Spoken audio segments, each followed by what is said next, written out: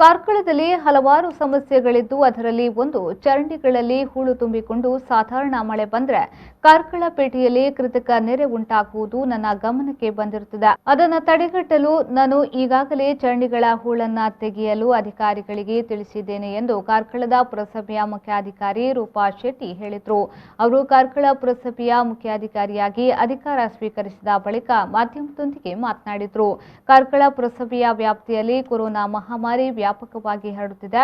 ಸಾರ್ವಜನಿಕರು ಅನಾವಶ್ಯಕವಾಗಿ ಪೇಟೆಯಲ್ಲಿ ತಿರುಗಾಡುವುದನ್ನು ನಿಲ್ಲಿಸಬೇಕು. ಮಾಸ್ಕ್ ಬಳಸಿ ಸಾಮಾಜಿಕ ಅಂತರವನ್ನು ಕಾಪಾಡಿಕೊಂಡು ಸರ್ಕಾರದ ಸಲಹೆ ಸೂಚನೆಗಳನ್ನು ಪಾಲಿಸಿ ಕೊರೋನಾವನ್ನು ತಡೆಗಟ್ಟಲು ನಮ್ಮೊಂದಿಗೆ ಸಹಕರಿಸಿ ಎಂದು ಮನವಿಯನ್ನ ಮಾಡಿದರು. ಮಳೆಗಾಲ ಈಗ ಆರಂಭ ಆಗ್ತದೆ. ಸೊ ಅದರದೊಂದು ಹೂಳೆತ್ತುವ ಒಂದು ಕೆಲಸ, ಯಾಕೆಂದರೆ ಎಲ್ಲ ಕಡೆಯಲ್ಲಿ ಸಹ ಇದ್ದಂಥ ಡ್ರೈನ್ಸ್ ಎಲ್ಲ ಸ್ವಲ್ಪ ಮಣ್ಣು ತುಂಬಿ ಕಸ ತುಂಬಿ ಎಲ್ಲ ಮುಚ್ಚಿರ್ತದೆ. ಅಂಥ ಡ್ರೈನ್ಸನ್ನೆಲ್ಲ ನಾವು ಕ್ಲೀನ್ ಮಾಡುವಂಥ ಕೆಲಸ ಇಮಿಡಿಯೇಟ್ಲಿ ನಾವೀಗ ಶುರು ಮಾಡಬೇಕಾಗ್ತದೆ.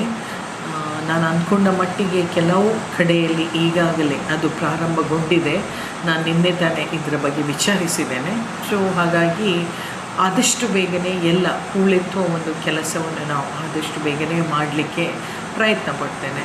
ಇದಲ್ಲದೆ ಈಗಾಗಲೇ ನಮ್ಮಲ್ಲಿ ಈ ಒಂದು ಕೋವಿಡ್-19 ಮಹಾಮಾರಿ ಕಾಯಿಲೆ ತುಂಬಾ ಹಬ್ತಾ ಉಂಟು ಎಲ್ಲ ಕಡೆಯಲ್ಲಿ. ನಾನು ಒಂದು ಹೇಳುವುದಂದರೆ ಎಲ್ಲ ಜನರ ಹತ್ರ ಆದಷ್ಟು ಮಾಸ್ಕನ್ನು ಅವರು ಫುಲ್ ಕವರ್ ಮಾಡಿಕೊಂಡು ಮತ್ತು ಆದಷ್ಟು ಒಂದು ಸಾಮಾಜಿಕ ಅಂತರವನ್ನು ಕಾಯ್ದುಕೊಳ್ಬೇಕು. ಯಾಕೆಂದರೆ ಯಾವುದೇ ಒಂದು ವಿಷಯದಲ್ಲಿ ನಾವು ನಮ್ಮ ಒಂದು ಜಾಗೃತಿಯನ್ನು ನಾವು ಮಾಡಿಕೊಂಡ್ರೆ ಮಾತ್ರ ನಮಗೆ ಈ ಒಂದು ಯಾವುದೇ ಒಂದು ಕಾಯಿಲೆ ಆಗಲಿ ಆರೋಗ್ಯವನ್ನು ನಮ್ಮ ಒಂದು ಒಳ್ಳೆಯ ಹತೋಟಿಯಲ್ಲಿ ಇರಲಿಕ್ಕೆ ಸಾಧ್ಯ.